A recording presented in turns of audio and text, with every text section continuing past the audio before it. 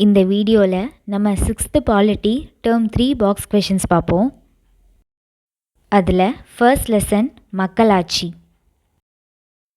First box, மக்களால் மக்களுக்காக மக்களே நடத்தும் ஆட்சி மக்களாட்சி என்று கூறியவர் ஆப்ரஹாம் லிங்கன்.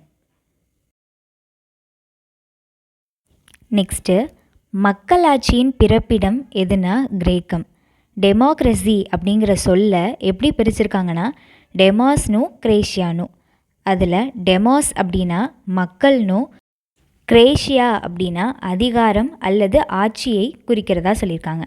அப்போது மக்கள் அதிகாரம், டெமோக்ரஸினா மக்கள் அதிகாரம், இது ஒரு கிரேக்க சொல்.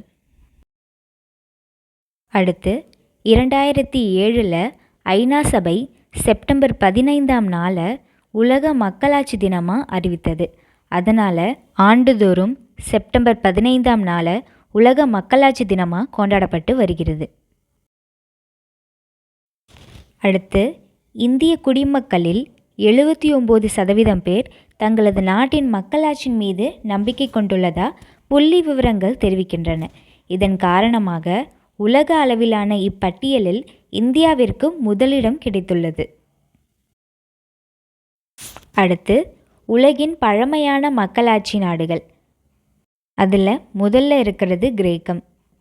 நம்ம முன்னாடியே பார்த்தோம்ல, மக்களாட்சியின் பிறப்பிடம் கிரேக்கம்னு.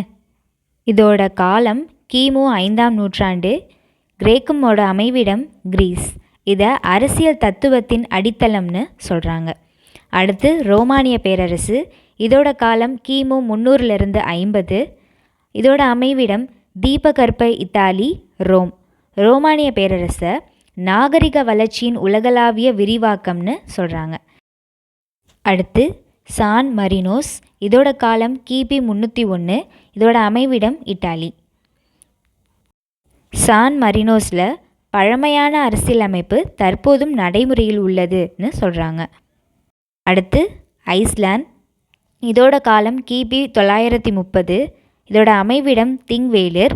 இதை உலகளாவிய பழமையான மற்றும் நீண்ட காலமாக செயல்பட்டு வரும் நாடாளுமன்றத்தை கொண்டது.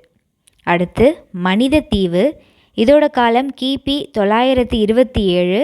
இதோட அமைவிடம் இங்கிலாந்திற்கும் அயர்லாந்திற்கும் இடையே உள்ளது. இதை மன்னராட்சியின் கீழ் சுயாட்சி அப்படின்னு சொல்கிறாங்க.